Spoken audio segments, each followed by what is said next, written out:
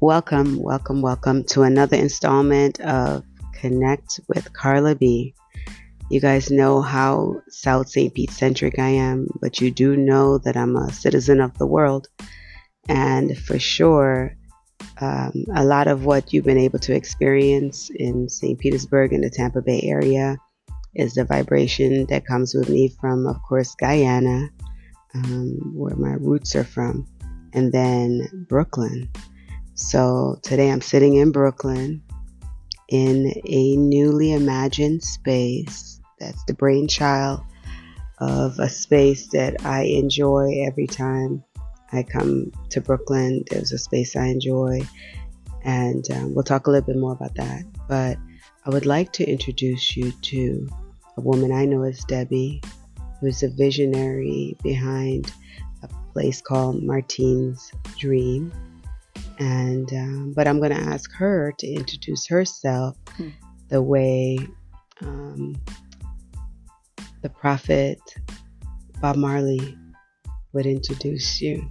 I absolutely love that. And it's funny saying Bob Marley because that was what I was playing a lot this morning when I just woke up. And I also hail from the same place. So I'm from a little island in the sun, Jamaica. I'm a Caribbean girl. Yes. And you made me smile earlier because when you said a citizen of the world, that's what I always say too. I am a citizen of the world. I hail from the Caribbean, from Jamaica. I reside here, but I'm of the world. My name is Debbie Martine Hardy, and I'm a creative spirit, a nomadic spirit. I'm in love with life. Yeah, and she's free, I'm the curator of Martine. free and freeing. So being around, there's a vibration that she has. Like when you're around it, it's just sweet, it's beautiful. But so born in Jamaica. Born in Jamaica. Your parents had how many children? My mom and dad together has 5. Okay. I'm the third child of that 5. Middle child. The middle child, indeed, the That's middle child. That's yes. me. That is me. The middle child. Yes. And then my dad had 5 more. One sister journeyed on 15 years ago. So now it's 9 of us. And one ancestor looking over and looking on. Absolutely. With us in spirit, indeed. So growing up, what did you know you wanted to do with your life? Growing up, it's interesting because even what I do now with Martine's Dream, which is one of my expressions, I say, it was shaping before I knew it, because even as a child in Jamaica, I used to I was cutting up my clothes all the time, like changing pants to shorts, adding some kind of piece of fabric to a t-shirt and cutting up t-shirts for my friends in school. And then my bracelets had to match my swimsuit. And at the same time, as a wild child, so I'd climb trees and all of that. So even the clothes I would wear then, I would tuck my dresses a certain way to climb trees. Wow. Climb trees, go on the fences, all of that. And now even my most important dress, I shouldn't say my most important dress, but it's become a key signature piece called the Nikki dress. I tuck it into my underwear, and I was sharing with someone earlier that I did that from when I was a child. So there were certain things. Which one is the Nikki dress? The one with it's a deep halter, deep halter with that just one. The tie. Yes, the tie at the neckline. So all my dresses that go long, I tuck them in the sides of my underwear if I'm wearing any. And this is something where I did that from when I was a child. So there were certain things that were shaping. Also, I'm nomadic now. I mean, I love to travel. I want to see the world, and I do quite a bit of that. But I also used to be called, they used to say that's Carla and Gracie walkabout child, because I would be down some path, I would be in a tree. So even though I had siblings, I was always, and we were really close, I would still wander off to places and that. So certain things were shaping But I also, I mean, when we were growing up, we were poor of pocket. So, I mean, rich in so many things, but poor of pocket. And I wanted to be a dancer. And I could see that. And it's a lot of extra it would have been to send me to, you know, dance school. It wasn't even a thought. So, but I knew there, I shouldn't say I knew at the time, but there was an artist within. It's just that oftentimes that's kind of squashed because it's like, how can you make a living with that? Was how a lot of parents would think, you know. So it was not, I was doing other things, and I would just still dance all the time and everything, but, and the cutting up of the clothes and putting things together, and I, even with my siblings, they would say, Debbie, what should I put on? There was always this thing that was there. Style. Yes, yeah. That was there. And then later it how old were you when you came to the States? I came here at 17. Okay. Yeah, I came at 11. And you came at 11. What brought you to the States at 17? That's quite a story because at the time I didn't have a close relationship with my dad because my mom and my dad divorced, and he was, I would just say for now, he was not a kind man. To her, and so there was a lot of abuse, and then they got a divorce, but I felt she just wanted, I knew, not felt, because she shared, she was always very open with us, but she just basically took off for the United States when she got a chance. It's almost like leave something else behind to start a new life, and so that's how we ended up coming here. Okay. So we didn't all come together. It was my sister came, my oldest, I have one brother, with my mom and dad is one boy and 4 girls. So my brother is the eldest. He was in love, so he didn't want to come. He had met someone, he was in college, and he was like, I'm not leaving Jamaica. And then my sister came before me, and then me. And then later my 2 younger sisters. But that was it. But I always say, wherever my mom went, we would have gone. It could be a shoebox in Saudi Arabia. Right. So, you know, so that's how. And straight to Brooklyn? Yeah. Yes. So straight to Brooklyn. I lived with an aunt in Brooklyn on Flatbush Avenue when I first came. We lived at, it's funny, there's so much that I don't remember about in life. I have a very selective memory. But my address in Guyana, where I grew up till the age of 11, and the first address here in the States, those 2 things like are cemented. Yeah, 505 Lafayette Avenue. It's like a fourth floor walk up between Bedford and Nostrand. That's funny too, Carla, because there's some things you say you have selective memory. I tell people my memory serves me in color. I don't remember numbers as a thing. Like now there's been a sharpening thing with numbers, but that's another story. But I don't remember dates. I oftentimes forget someone's birthday, but it's not because I don't love them. It's just that me and dates like that. It's like, but color, it's a very sharp thing. My memory does serve me in color. That's why even now too with customers, I can remember, oh, this is the first dress you bought, or I remember it. Like I was saying to you yesterday, like I remember you in particular pieces. Yes. You know, like that's how, that's very sharp. And it's funny because I was saying today to somebody, I said, I have a special Martine dream drawer at my house. I love it. A lot of the pieces sit in one particular drawer, and then a few are hung in the closet, but so many pieces just sit in a drawer. And it's the kind of thing like when I come to Brooklyn, I want to take back a piece because I know, and this is what I had to learn. So owning a gallery and selling clothes and other things, and people would always say, "Oh, I love that. Are you gonna bring that in the store? Are you gonna sell that?" What I realize is that the pieces I buy from you is part of my signature, and so people who I started having to realize, no, you love this on me. It's not that. You just okay to just love the way something looks on someone and not want it for yourself. Yeah. Because I know if I fill the store with, this is not their vibration. It's like it's mine. It's yours. Yeah. It's what I like. And so so at 17 you come to Brooklyn Now you have to go to high school here. Yeah, I went to high school for 1 year, and that was in Queens. Okay. So it was like 2.5-hour trip to get to school in the morning. Yeah. Solo, because when we came here first, my mom worked in Queens, and I stayed. My sister stayed with my grandma in the Bronx. Oh, wow. And I stayed with my aunt in Brooklyn. So we were, spread out. Wow. And then what, by bus, train? I would take, to go to school, I took I changed trains. So I took 2 trains and a bus.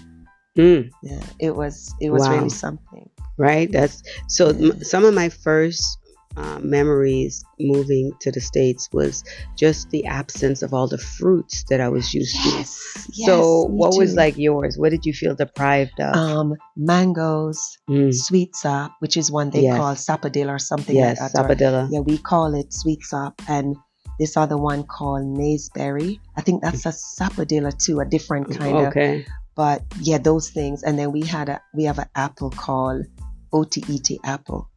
What does it that look was like? Different from the apples here. It had like, you see the pears here, that kind of shape. It's like that shape, but it had a what color on the outside? Red. It was red on the outside and white on the inside. Or white on the inside. You know what's so funny? I just last weekend I bought some of that from a local market. I said, I have to buy this. I said, I remember this. But when I ate it, it didn't taste the same. And I was trying to, I took pictures, so I'll show you a picture. And I said, man, I got to ask people, like, what did we call this back home? Because that was the thing, though.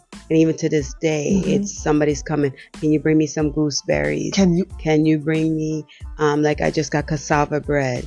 So that I will say, being in Florida, like New York is a melting pot for true. So if you want almost anything, people could direct you to where your tribe is, where you can go find it. And I don't know, the older I get, the more I miss like your roots, right? Because like you're moving further and further away. So like a lot of that. So like for me, soca music. I can't get enough soca music. Where's my soca music? I came in today, you're playing Barris.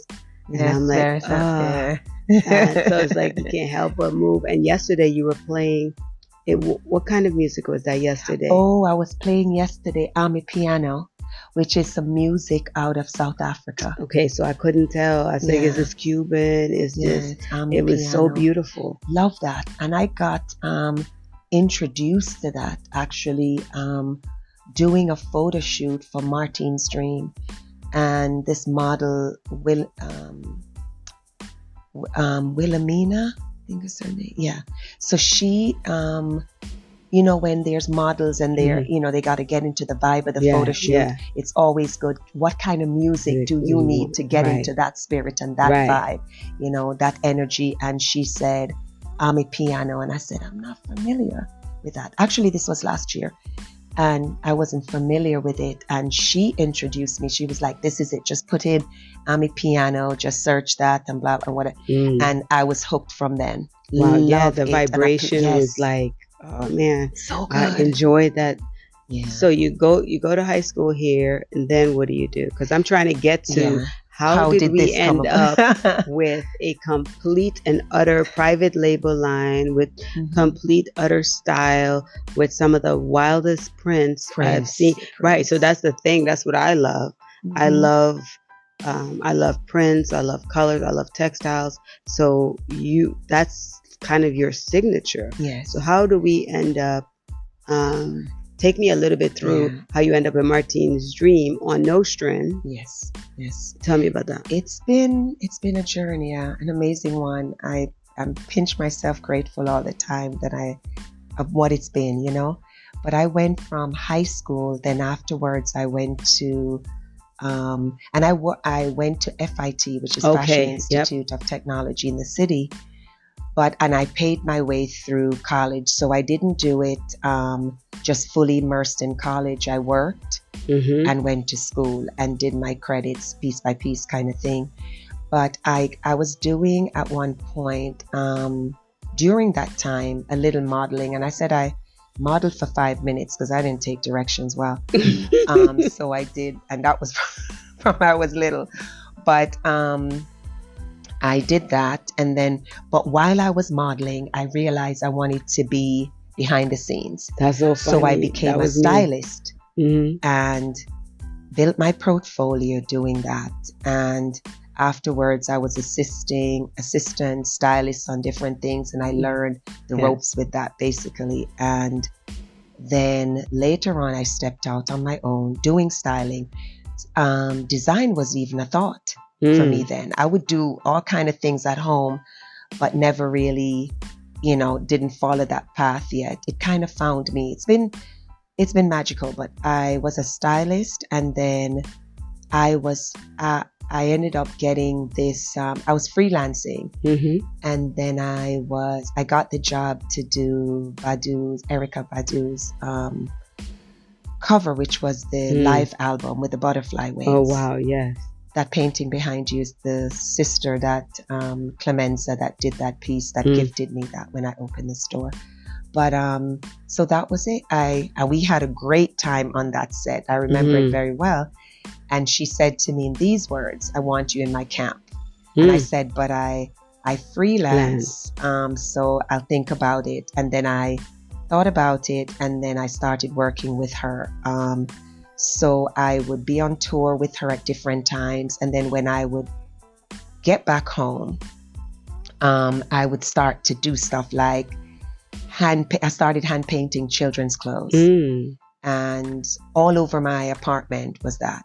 I mean, pieces hanging in the ceiling. I would dye things. The bathtub had all these amazing colors because I was dyeing things. And so from that, I still didn't consider design as a thing, but just kind of having fun with. And then some stores, I called it Cuckoo Bean.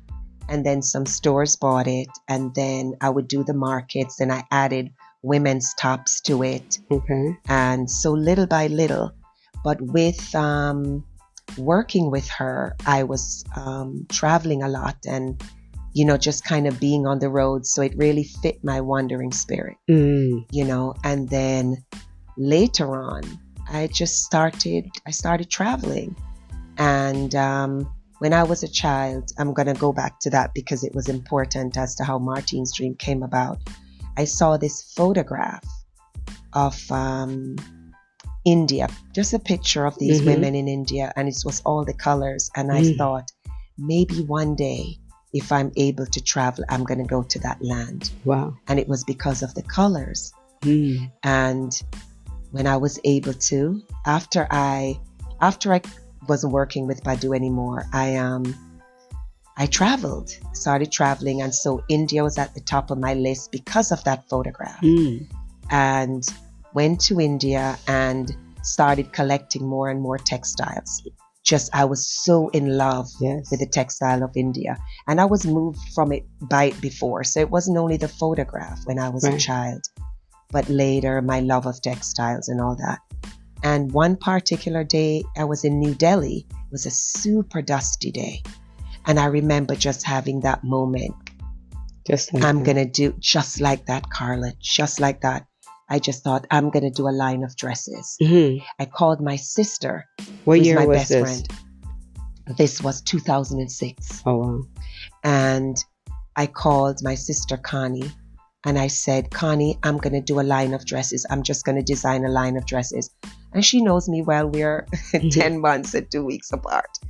But she was just like, that's so like you. And she's like, how are you going to do? I said, I've been buying fabrics and I see these beautiful printed cottons. And I'm just going to do the things I love. I love wrap skirts. I love kaftans. I love a shirt dress. I'm just going to do this. Wow. And that's how Martine's dream was born, meaning the clothing you see now. So initially, everything you made it? Who made it? So I did sew, but I don't sew to the degree that you see with all of what you see in front of you. So I had to actually gather to a team. Wow. So all of these things, and it is so essential to doing different things because that team has become my community in India as well, like part of my community there.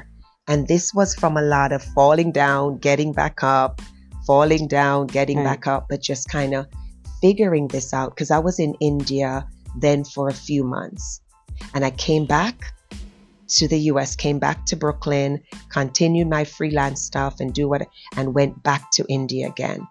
And the trips going back and forth, the idea or the vision started to shape more and more in my head. And as I got there, I would gather more, like have, stronger footing, and then having more of an understanding as much as I can of India, because it's something, the lay of the land. And then I got a pattern maker. I have 3 now, and it started shaping then. I have 3 families that I work with. Oh, wow. So it's very intimate relationships too, in the sense you know them well, you know the children, you go to the weddings, they're literally my family across the world. And then do you have any Indian heritage in you? That's a very interesting question, because I don't know. In Jamaica, them call it coolie. Yeah, that's what we call it in Guyana too. Coolie. Yeah, coolie girl, coolie girl. Yeah. And so sometimes they would say, part Indian. Yeah. And I was like, no, I'm not. I don't know. Right. But I'm actually going to find out my ancestry, actually the matriarchal side, on July 15th. Right here in Brooklyn. It's going to be announced at the 20th anniversary of African ancestry. They asked if I could, since I'm so much a part of Brooklyn culture, if they could announce it that day at Restoration. So that's when that's when everybody is going to hear. Everybody's going to hear it along with me. Oh, wait, on what day? July 15th. July 15th. Wow. Yes, that came about. You see where we're sitting on the sofa? That's how that came about. The founder of African Ancestry walked in here. Wow. My daughter's begged me for years. Yeah. Mom, please. She only knows what my mom has told her. So my mom is able to trace us back to, I think it's Chennai, India. And so she's able to tell me that. What I do in America is I just go, I'm black mixed with black. Yeah. Because racism taps you straight in the face and reminds you, and it's funny, anywhere else you can talk about your makeup, right? But in America, if you lose the fact that you are a black woman, you will certainly get your feelings hurt somewhere at some time. Yes. Because the way I say it is, there's no other basis for the way that you just treated me, or the way you treated that person, other than the color of their skin. So like we heard stories here today about people, falling and walking, and then people just walking right past them. And I would say, if that was a white woman, a white female, it's highly unlikely that she would be left on the ground, walked back, and without the necessary support. So it's good to be a part of this. Is why I like Caribbean culture so much, because it's like when we hear about Marley and One Love, or it's like the one love, the one nation. Anywhere you go, we waving our flag, but we recognize that that flag is tied to the other flag, tied to a lot of the food, a lot of the culture, the music we share. We have a commonality of, and culture. Like I was in a Catholic church yesterday for my great aunt, 105 plus 8 months. That's a beautiful part. That's amazing. Right? Amazing. And my cousin, who is a chaplain in the Navy, he does the service. And while up on doing the service, he starts saying, "Nation of Bristol, nation, I'll wear them there." And we on the recall. So he said, "Cuz," I said, "I'm so proud of you." He said, "Cuz there's no other place or time that I could have done that." Yes, but then you start realizing when you go back to the house, you get pullory and all of them things, right? And I'm like, oh, I miss and somebody want to feed you. It's like, yes, always somebody want to feed you. But like all this food and sauces but like there's a vibration to the food. It's not just pepper and salt. Yes. It's the taste, the flavor, the sour. You can taste the tamarind. It's home. It's home. It's home. So go ahead. No, go ahead.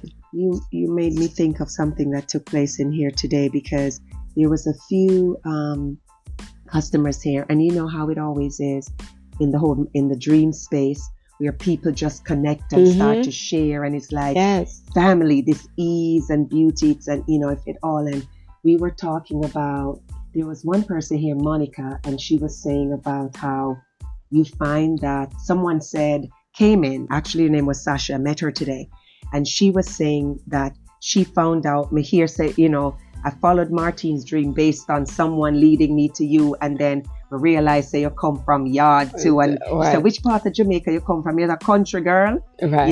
And I said, well, I was born in Kingston, and as you know, we say the town, we will say you're from town, and then whoever is born in the other rural parishes, so you say come from country. So I said I was born in Kingston, so I was a town girl then, but I said I connect to the country. I climb tree, run bare feet, all of that. Right. And she said, wait, which part of Jamaica you come from? I said, St. Elizabeth. And she said, I come from St. Catherine, Linstead. Yeah. And other people were here, and then someone said, what? You know what is beautiful is that when you come from, she said, when you come from country, which is the rural part, because when you come from country in any place, there is something where you can all relate to each other. And I said, that is so true, because when I'm traveling through the world, whether it's India, Africa, Cambodia, whatever, Haiti, whichever place, when you're from the rural parts, there's a thing that's so similar, that communal sense of village. And everybody's children is every other person's child, and everybody, it's that really, really special thing. And we were talking about one of my favorite things from childhood is when the rain hits the dirt and that scent that rises up. And I forgot what Sasha said, which is the one from Jamaica, because she told us the name of it. So you had all of us saying, yes, because in this place in Africa, in this place so we were all here just kind of communing about the places we come from and how similar it is. But the thing is that you mentioned too, that thing of home. But when you come to the US and you're living in certain places, it becomes about your skin, like the race thing. Whereas we are growing up and we're just children. Yeah, I said it's about economics. Yes. It's not about. It's about economics. Not about, it's about, and it was classism. Yeah, it was classism. That was it. Right. Yes. So then the gratitude I have to my mom was being a teenager and her explaining racism to me, and it's interesting because I try to explain racism to my children because I know they're going to experience it. Yeah. But I was so grateful that my mom, like, literally explained it to me as a teenager. And then so when I experienced it, and I remember calling one of my aunts, and my aunt said, "What you call me for? You're a queen, you're a princess. You don't need to talk to me. You know what you're experiencing. Get off the phone with me." And I packed up my desk and left.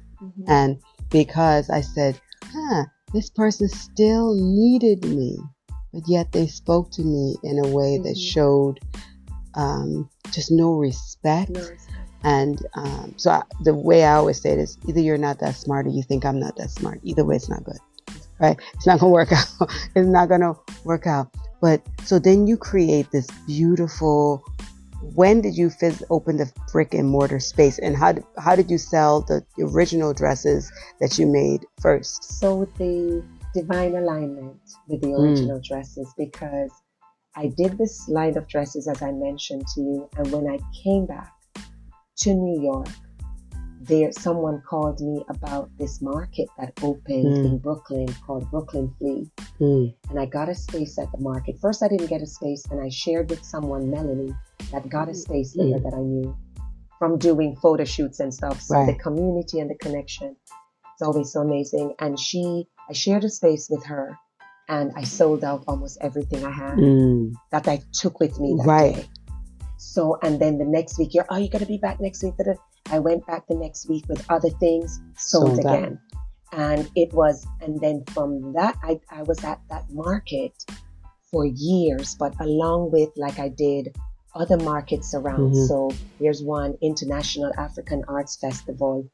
Is that the one that was where's the one that was at Boys and Girls School? That was the one. Yes. International African Arts Festival. Yeah, I remember that. It used to be my favorite. And then I used to love that too. And you walked around in the sun. Yes. Yeah, I saw when I was coming on LIRR, I saw how the track was redone, and I'm like, I wonder if I saw.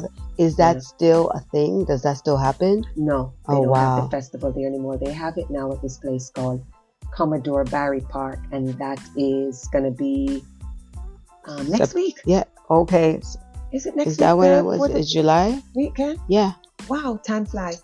So yes, so they're having that next week, but there's another one called Dance Africa, which is at Brooklyn Academy of Music. Yes, at BAM. And so that one I did many times over too, and then I tried different ones. But the Brooklyn Flea, because that was every week, people could find you, and you had that same booth, and so people got to know you. Yes. But a lot of people knew me from being a Brooklyn face for a while, you know? And then, but that, in terms of the clothing, love poured into that space and really supported me, Carla. And it gave me like a stronger footing. And then, because I travel for fabrics, and I'm very much an adventure spirit. Yes. So a lot of it going into places, but I would go fabric hunting. But a lot of the times it was an excuse to go travel somewhere. I'm like, I'm going to look for fabric too for Martine Street, you know. And at the time too, I called my clothing line Ililanga, which means sun in Zulu. Okay. Because I was always a sun child. Right. So when I saw that name in some book, and I trademarked it for myself, but I called the company Martine Street. Okay. Because I thought it didn't matter what I did. Wherever my life took me, my vision took me, my dreams took me, it would be Martine Street. So I always had this joke where I said, whether I sell clothing or ball bearings, I don't even know. Right. Just whatever I did, it would be Martine Street. Under that umbrella. So that was that. And then I did Cuckoo Bean for the children's clothes. And then, remember I mentioned that before. So the children's clothes was Cuckoo Bean. The women's clothes was Ililanga. And then I dissolved Cuckoo Bean. And then focused on Ililanga, even though I still did a few children's dresses too that was kind of similar to the adult dresses, but translated for little ones. And then I let go of that too and just focused on women, because that felt more like like it sat solidly for me. And so from the markets, and then the shop came about. That was pretty magical. And very much, I say, divine aligned. And I walk in that space a lot. It's with me a lot. So this would make sense for you in a second. One of my trips to Jamaica, my grandmother, who was alive then, bless her heart, Gloria, she told me when I was leaving to look up her friend Barbara. She said, Debbie, you live in Brooklyn, look up my friend Barbara. And in my mind, I'm thinking, my grandmother used to live in the Bronx. At that point, she had retired back home to Jamaica and everything. And I was like, Grandma, the way she's saying, look up Barbara in Brooklyn, is as if Brooklyn is one small space. Right? So I come back and I called Barbara. And I said, this is Glow's, but they called her Glow. I said, this is Glow's granddaughter. I just got back from Jamaica. She wanted me to look you up. And she said, where in Brooklyn are you? And I said, Crown Heights. She said, me too. And she said, where in Crown Heights? I said, St. Mark's. She said, me too. And then she said, where on St. Mark's? I said, between Nostrand and Rogers. And she said, me too. No way. Amazing. I still get goosebumps. Yes. And then Barbara and I became fast friends. She's older than me, but really close right away. The grandma's connection. That was it. And she would come here all the time. She would see all these amazing prints here and the clothes and everything. And she would buy things from me, and we would sit in the kitchen and have tea and everything. One day I was down at her place sitting on the stoop, and she said, and she was retired too, and she said, Debbie, I have so much life left in me. and I feel like I want to do something else, and I'm thinking about real estate. So I said that would be perfect based on her personality. So Barbara does real estate. Yes. And then starts to harass me after she got her license. This is loving harassment. Yes. She's Aries like me, and I tell her she's a bully. So she says, you need to get a store. And I'm like, no, I don't want a store. I'm too nomadic. I want to just go wherever when my spirit feels it. I come back, I do the markets. That's good for me. I take appointments at home, because I was doing that then. And another time she'd get on me again. Debbie, you need to get a shop. I would shoot it down again. One day I was sitting in my kitchen having tea. She called me and she said, Debbie, there's a space opening on Nostrand. Keep in mind, Carla, she has said this to me at so many different times. Right. I had a feeling that day that was so strong. Oh, wow. I said to her, I'll look at the space. And she was so frightened. And she's from Jamaica. She go, oh, you go from 0 to 150. All of a sudden, walking to you, blah. I said, Barbara, I don't know. It's a feeling I have. Yes. I went and looked at the space. Carla, I had no business plan in terms of a brick and mortar. Right. Didn't think of any of that. Right. I was just floating the way I do. Yes. And I went that day and looked at the space. It was a storefront church that I've never noticed before. Yes. And I live, as you know, a few blocks away. The lady that showed it to me was a lady named Miss Wright. And I said, could you leave me for a moment? Because I need to feel spaces that I'm in. That's me.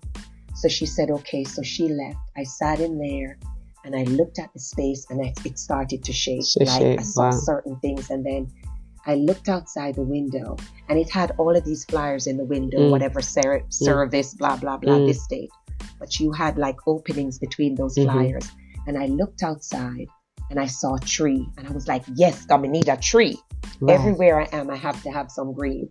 Saw the tree outside, and then my eyes looked down, and on the sidewalk, do you remember that circle in the front of the store, Carla? I'm trying to remember. It was actually this metal thing, but it formed a circle, and it was embedded in the sidewalk.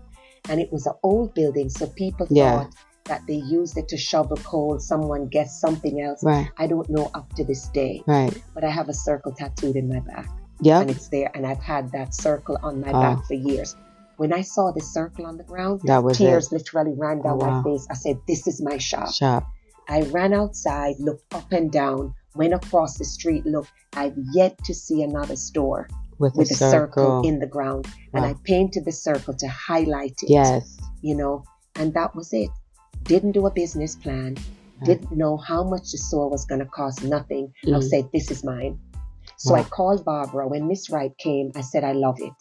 And I told Barbara, I said, Barbara is my shop. She said, Debbie, them not do no credit check. Them not do not need, you have to wait. I said, it's my shop. I know it.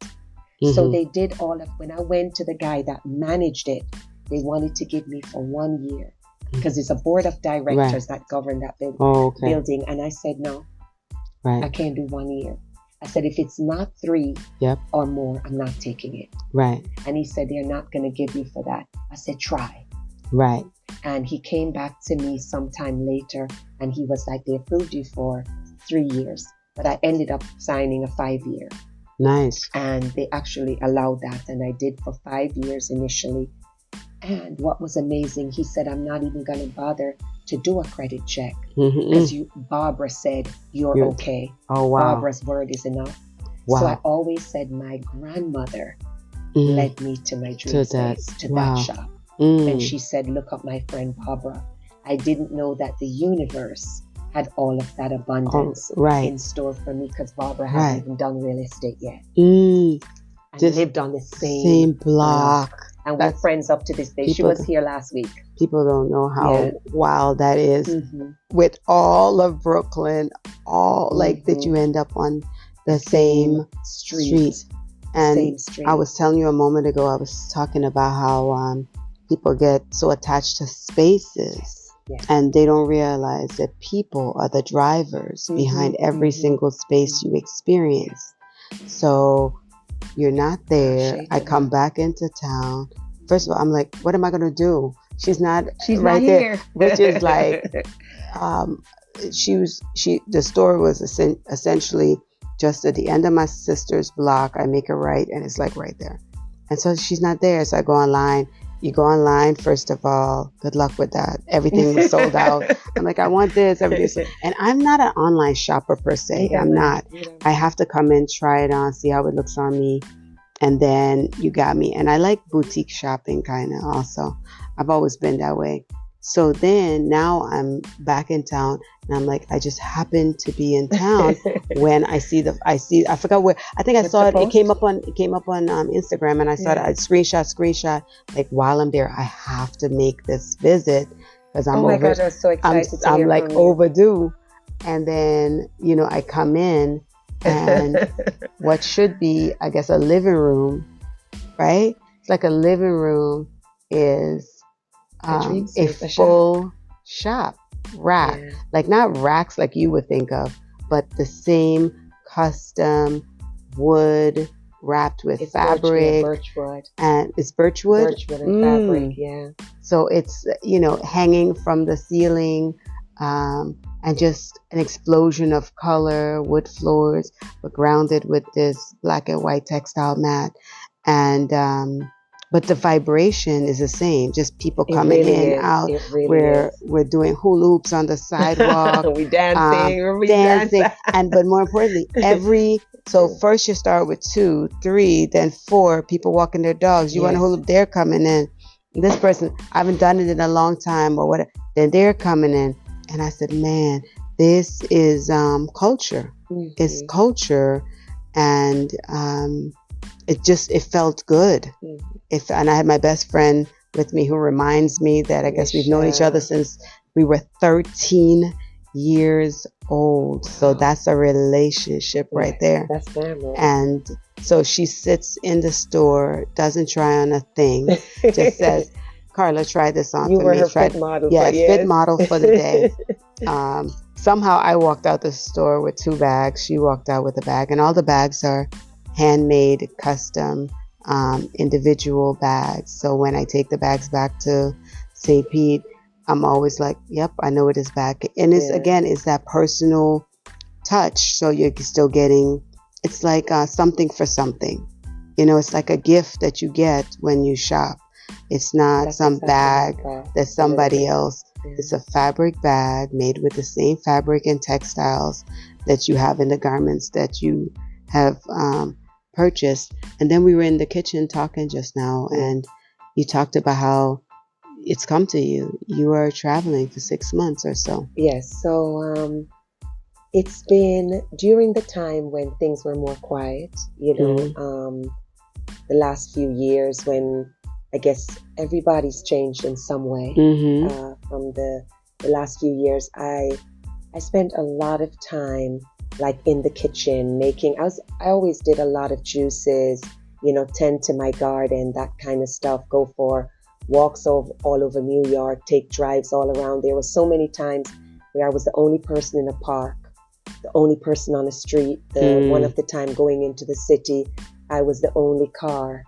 Only truck on a bridge going over the Manhattan Bridge, going from Brooklyn into Manhattan. You have no idea what that would be like. Even at 4 o'clock in the morning, there are cars going over the bridge. Yes, only one. I look in the rear view mirror, look ahead of me, the only car.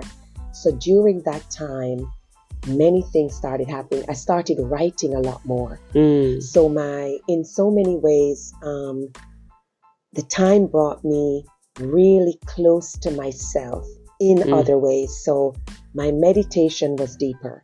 I literally felt like I was levitating in my meditation, like really deep. I would dance here every day, hula hoop, dance, but I was doing also a lot of writing. And I write at different times, but I used to write when I say that I felt so full.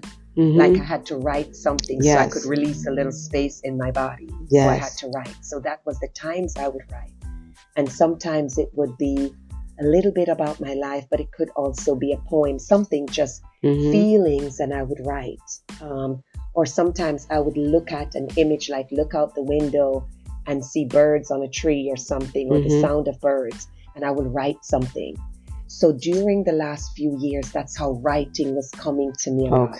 So even though I'd done it over the years, like here and there, it was just kind of pouring out of me.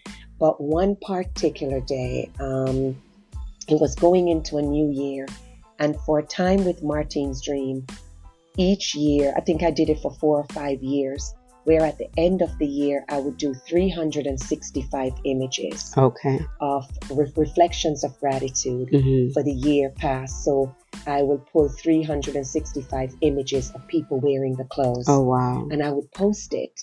So I would stay awake getting this thing done because I'm like, I'm going to use this image, that image. But the last time that I did it, I was sharing and saying, you know, if you have some images you want to send it to me. So I would do some of the pictures that I'm pulling, and then all of a sudden I saw, it feels like, I looked at a picture of a friend of mine, Wendy. She was in Antigua. She sent me this photograph. And when I set it up and put the words on it, Carla, I saw a book. That was what I saw. I was like, oh, a book. Like I said out loud, and I was here by myself. You know, and since then that hasn't left me. So my thought is, and I'm not going to go too deeply into it, but is a way of paying homage to people that have given wings to Martine's Dream, have brought life to the clothing in their beautiful, magical ways. So it's not so much I'm thinking of a fashion book. It's more like life in clothing. So let's say you are at, you know, because you're amazing, magical layers of many things. So it could be just somewhere in something you're doing in your life, and you're wearing a particular piece. Send me that photograph. Someone could be where they ride their bicycle all the time, and somehow they wear these pants and they have holes in it. But this is the pants you go to. Send me that. It could be at a friend's, someone at their child's graduation. It could be someone with child. Just whatever it is. All these magical layers and beauty of life, and how we show up in our, kind of individual expressions. But what connects everybody is Martine's Dream. Something that you're wearing, you got from the same place. So it connects all of you, just like how we are within the space. So when someone walks in, they're like, oh, I have those pants too. Oh, you should try the Nikki dress on. You should try this one. You should try the Connie dress. You should try the Grace kaftan. So there's a very connective energy about this whole And do you know, there's never been a time where I've been in your space where you haven't been promoting someone else. Like remember the cards? So I carry those cards in my gallery because I saw the cards. You're like, no, go over here. We can meet her and da-da-da. And then, that's right. So I still have 1 or 2 of her cards. She shipped it to me. You know? Oh, wow. So that piece and that piece over there, and that one is me. Oh, wow. I'm going to go look at it. So in the Nikki dress. Oh, wow. So she did that, and it's called Dreaming with Martine. So the woman is bare feet and Nikki dress and all of that. But then yesterday, and the sun coming it was a hula hoop, and it was the dream catchers. Yes, so Isamar, who is, she's amazing. She gives me vibration of free spirit. Total free spirit. And she's the one on my postcard. So I call her my dream woman because she's the one that I shoot for Martine's Dream. Oh, wow. Yeah, because I've seen many pictures of her in the street. So it's that energy, how you say the free spirit. So that is what, because that is when I met her years ago, and she was a model like years back. She came into the shop wearing Martine's Dream. Oh, wow. But it said Ililanga in the pants. So she said, no, I didn't get these from you. I said, oh, yeah, that's my print. I know exactly where I traveled to find that print. Oh, wow. And she said, no, it's not Martine's Dream. I said, just look in the label. So she looked and then I said, it's Ililanga. And she looked. She said, oh, my goodness, it's Ililanga. And it's you. So that was another connected space. And then later, I asked her if she could, I would love to shoot her for Martine's Dream. She said, I could not wait. I was dreaming about that. Oh, wow. So there it is. So Isamar makes amazing hula hoops. Take a look at what she does otherwise too, because she does incredible macrame, and she does macrame pieces, like clothing pieces, divine. Oh, wow. She is layers of creative, you know. And then she has an organization, Hula Nation. So whoever is listening, go check out Hula Nation because it's incredible. And it's how she empowers women and things through So she makes hula hoops. And yeah, just check it out. It's brilliant. It's beautiful. It's brilliant. So yes, she came in and she was popping up with her dream catches and hula, which she also did at the shop 2 times before and did incredibly well. Yeah, it's beautiful. I mean, I enjoyed it. I like the weight of the hula hoops. Plus, I love hula hooping. I used to do something called Ultimate Game Night. Yes. And the I biggest your chatter yesterday too was so the good. biggest hit of the Ultimate Game Night used to be the smack talking for the hula hoop contest, because all the young girls just knew they would win this, and it's always the older women that could stand there, barely move, and know how to move that hula. And it's so I always know that, so I can always tell who in the room is going to be able to take this. But you said you're going to be traveling. Where's the first place, even if it's not the first place you actually go to, but where is the first place you can't wait to touch down? Like in your travels that you're about to travels, I'm going home first to Jamaica. Wow. That's actually the first place I'm going to go. So like you mentioned, there's a thing where home, you know, all the feelings of home, and we find it where we can, because home is a heart place, right? Yes. And it moves with us, but our connectedness to our roots and our homeland and stuff. So I'm gonna go. Yes, I'm gonna go to. I felt it earlier. Yeah, so there must be a peer. You can hold it. I can hold it. Okay. Yeah. Go ahead. So going home. Thank you. So going home to Jamaica is where I'm gonna stop first, and. Good. Yeah, you know, I was talking to somebody yesterday and I said, of all the places I visited, the Jamaica is the only place that as soon as you get off the airplane, you are immediately decompressed. There's something about, for real, like, I mean, I've been to St. Lucia, I've been to Nevis, St. Kitts, Mexico, Grand Cayman, like all of Jamaica. As soon as you touch down and you get off the plane, there's no decompression. You are immediately decompressed. So that's beautiful to hear. You as I'm gonna go see my father, and share some time with him. I was there some months ago too, but you made me smile earlier because one of the things that's been on my mind too is that I love the soil. I love putting my hands in the soil. I love growing things. And he's amazing. You know how they say some people have a green thumb? Yes. My father has 10 green fingers. You know, he's amazing with it, Carla. So I want to learn some things from him. Because there was a time years back where we've healed that space a long time ago, but there was a time where I didn't speak to him for so many years when I first came to the US, and I'm going home mainly for my father. That's beautiful. For myself and for my father, to share time with him and to learn from him and to listen to him and to listen to him and be around him. So yeah, so I'm going to do that. And of course, I'm going to swim in the ocean because I'm a ocean baby, and I'm going to lay in the sun and dream and eat enough mango and sweet stuff and raspberry and oti apples and all that.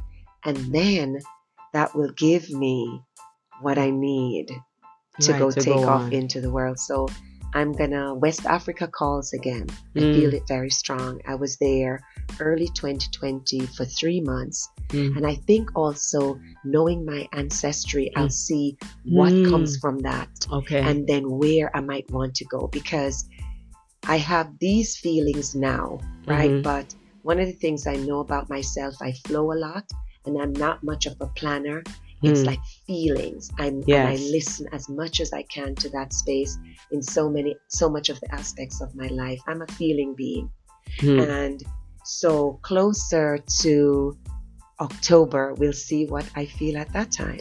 So West Africa calls now. So Carla, you will know. You will know, yes. West Africa calls. So look, y'all, we're sitting on a chair. We're surrounded by textiles. We are. If anybody who really, really, truly knows me knows that, like I said, I think I can hopefully one day scale down to live in an RV, but the RV might be pulling a trailer that's full of fabrics. So Martine's dream things in the back. Fabrics. Oh, I love it. I love it. I have such a collection of fabric. I love fabrics. If you do a trailer, I'll come help you decorate it. Yes, yes. And then now you realize I live right off the Gulf of Mexico. Yes. So now who knows where you may be drawn to visit. And so this was sweet.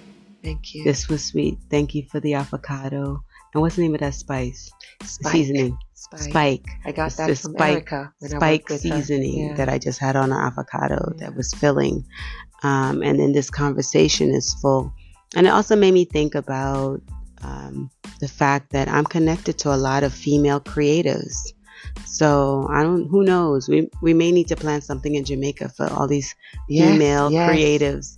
Yes, that sounds absolutely amazing. I trust that for those of you who are able to listen, there's a few bits and bites that you can take along with you for the journey. I thank you so much. Thank you. Thank you. Bless up.